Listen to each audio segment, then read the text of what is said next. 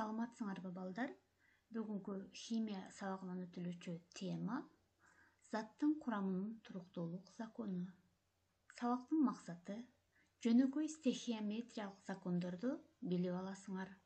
Заттын курамынын туруктуулук законунун маанисин түшүнөсүңөр. Заттын массалык үлүшүн табууну үйрөнөсүңөр. Заттын курамына кирүүчү элементтердин массалык үлүштөрү белгилүү болгон учурда химиялык формулаларды түзүүнү үйрөнөсүңөр. Стехиометрия деген эмне балдар? Баарыбыз көңүл коюп угуп туралы. Стехиометрия деген өз ара аракеттенүүчү заттын массалык жана көлөмдүк катышын туюндурат. Грек тилинен которгондо стехиометрия курамдык бөлүк жана өлчөө дегенди билдирет. Жөнөкөй стехиометриялык закондорго төмөнкү закондор кирет. Биринчи, заттын курамынын туруктуулук закону, массанын сакталуу закону, эквиваленттер закону, көлөмдүк катыш закону же болбосо Авогадро закону. Балдар, биз бүгүн заттын курамынын туруктуулук закону менен таанышабыз. Ал эми калган 3 законду кийинки сабактардан өтөбүз. Бүгүнкү жаңы темабыз заттын курамынын туруктуулук закону.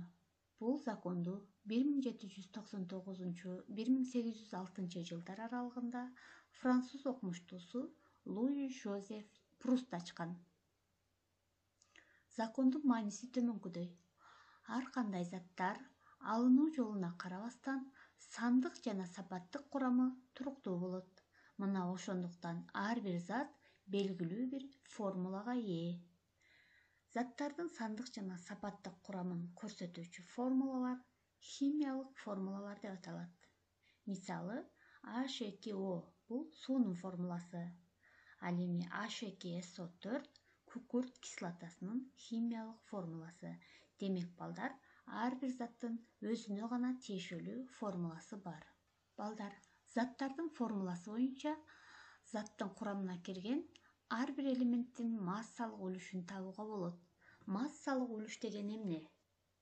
Элементтин массалык үлүшү деп берилген элементтин салыштырмалуу атомдук массасынын молекуладагы атомдордун санына болгон көбөйтүндүсүнүн заттын жалпы молекуласынын массасына болгон катышы аталат. Ал төмөнкү формула менен белгиленет. W AR көбөйтүлгөн M бөлүнгөн MR көбөйтүлгөн 100%. Мына ушул формуланы колдонуп балдар заттын курамына кирген элементтин массалык үлүшүн таап алабыз. W бул жерде элементтин массалык үлүшү, AR элементтин салыштырмалуу атомдук массасы, N болсо бул молекуладагы атомдордун саны же болбосо бул формулада индекс түрүндө көрсөтүлөт. MR заттын салыштырмалуу молекулалык массасы. Биз балдар мисал катары суунун курамындагы суутектин жана кычкылтектин массалык үлүшүн эсептеп чыгалы. Мына суунун химиялык формуласы H2O. Демек балдар, суунун курамы суутектин 2 атомунан жана кычкылтектин 1 атомунан турат. Алгач биз ушул суунун салыштырмалуу молекулалык массасын таап алабыз. Суунун молекулалык массасы 18 барабар балдар. Эми формула боюнча биринчи суутектин массалык үлүшүн эсептеп чыгаралы. Мына формулага койсок, суунун курамындагы суутектин массалык үлүшү 11,1% барабар. Ал эми кычкылтектин массалык үлүшү болсо 88,9% түздү балдар.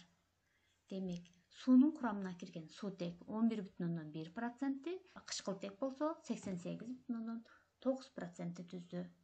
Балдар, бизге заттын курамына кирүүчү химиялык элементтердин массалык үлүштөрү белгилүү болгон учурда химиялык формулаларды табууну үйрөнөбүз. Балдар, заттын курамы 29,1% натрийден, 40,6% күкүрттөн жана 30,3% кычкылтектен турат. Мына ушул заттын курамын туюнткан формуланы тапкыла. Алгач балдар, берилишин төмөнкүдөй иретте жазып алабыз. Берилген заттын курамына кирүүчү химиялык элементтердин массалык үлүштөрүнүн сандык маанилерин алардын салыштырмалуу атомдук массасына бөлгөндө атомдордун сандарынын катышы табылат. Мына балдар, биз бул жерде 1,27, 1,27 жана 1,89 деген катышты алып алдык. Эми бул жерде балдар бөлчөк сандар чыгып калгандыгына байланыштуу биз эң кичинекей санды алабыз дагы ошол санды ушул жерде турган ар бир санга бөлүп чыгабыз. Демек, бул жерде эң кичинекей сан 1,27 болуп саналат. 1,27-ни балдар ушул 3 сандын ар бирине бөлүп алсак, төмөнкүдөй катыш алынат. 1, 1, 1,5 деген катыш алынат. Эми бул жерде дагы бир бөлчөк сан чыгып калгандыгына байланыштуу бул сандарды биз 2 эселентебиз. Башкача айтканда 2-ге көбөйтүп алабыз. Мына карасаңар балдар, бул жерде 2, 2, 3 катышы алынды. Бирикменин курамындагы элементтердин санын бүтүн санга келтиргенден кийин формуланы түзүп алабыз. Демек, натрий 2 атомдон турат, күкүрт 2 атомдон, кычкылтек болсо 3 атомдон турат. Ушул бизге белгисиз болгон заттын химиялык формуласы. Демек балдар, натрий 2, S2, O3 балдар. Мына ошентип биз химиялык формуланы түзүп алдык. Силерге бүгүнкү тема түшүнүктүү болду деген ойдомун. Үйгө тапшырма. Биринчи тапшырма бул орто фосфор кислотасынын формуласы H3PO4. Ушул кислотанын салыштырмалуу молекулалык массасын жана ар бир элементтин массалык үлүштөрүн тапкыла. Экинчи, заттын курамы 40% кальцийден, 12% көмүртектен, 48% кычкылтектен турат. Бул заттын химиялык формуласын тапкыла. Балдар, баарыңарга ийгилик, сак, саламат тургула.